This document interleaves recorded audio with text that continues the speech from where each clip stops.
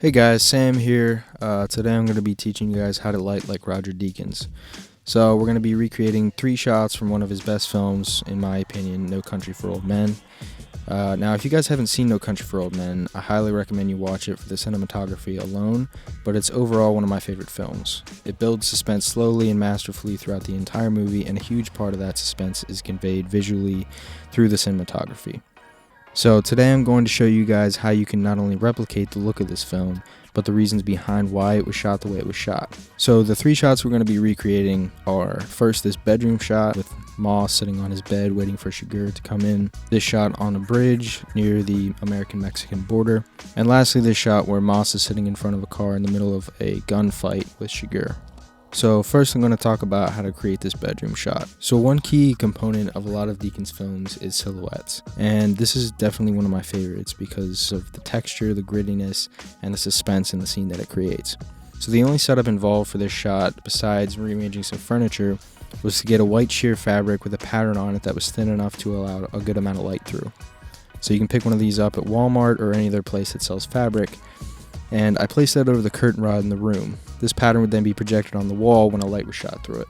So to light the shot, I used 2 lights plus a practical to achieve the look. So due to the nature of the location, the fact that the window was pretty far away from the wall onto which I would be projecting the light, I had to use some makeshift items to modify the beam of light coming from my Aperture 300D so that it was smaller, which would make it more of a hard spotlight. I also moved it back away from the window, which causes the light to create harsher shadows when it hits objects. Generally, the farther your light source is from your subject, the harsher the shadows will be because the source is smaller relative to the subject.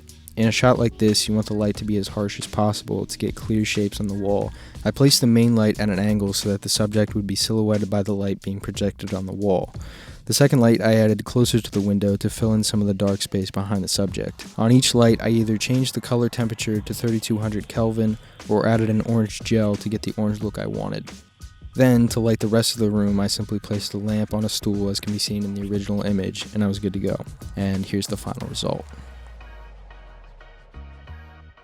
So the next shot I did was this bridge shot. For this one, I wanted to match both the color and approximate placement of the lights in the scene. This shot utilized street lights and has a nice complementary color contrast between the orange of the street lamp below and the green-blue of the vapor street lamp above.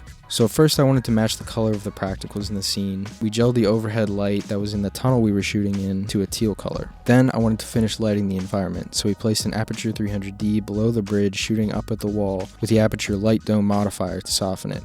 We then gelled it orange to match the color in the reference shot. This created a nice silhouette of our subject and also brought out the shapes of the chain fence, which added a lot to the texture of the shot. So now that the environment was lit properly, we could move on to lighting the subject. So to simulate the street lamp, we placed an Aperture 120D up as high as possible on a C-stand, shooting down directly at the subject's face with no diffusion. I wanted to match the harsh shadows on the face seen in the reference photo. We did place a piece of diffusion on the side of the lamp, which made the light fall off on the ground much more smooth, since it originally created a hard line in the shot. I like this shot because it showcases a masterful silhouette of the subject once again. The shape is clearly defined by having contrast on all edges of the actor. The right side of the actor is dark and the background is illuminated, while the left side of the actor is illuminated and the background is dark. So it creates a really nice balance of both luminance and color in the frame. So the last shot I wanted to recreate was this shot of Moss in front of the car. I started with the car parked in front of one of these lamps to be a base for the backlight you see on the character. So I added an Aperture 120D on a C-stand behind him and a bit to the left up as high as possible, again to simulate a street lamp. I didn't use any diffusion on the lamp and left it at daylight, which is about 5200 Kelvin. This also added some nice specular highlights on the car behind his head. Then I added an Aperture 300D at the front of the car with a softbox attachment to soften the light on his face. I placed the light up above his head and angled it down to give some nice shadows and depth to the face. I made this light less intense than the backlight to match the scene. Then I added a black piece of fabric in order to block out some of the excess light coming from some other lamps above a storefront window that was flattening out the face and getting rid of some of the shadows I wanted. And there's the final shot.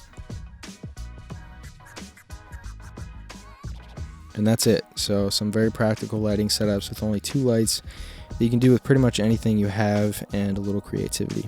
I like Deakins' work because it's very simple and naturalistic, yet still conveys a ton of visual information and looks beautiful. Beauty and simplicity is really what defines Deakins' work. If you guys would like to see more lighting recreations, comment and let me know what movies you'd like me to do. It was a lot of fun, and I hope you guys learned as much as I did from this exercise.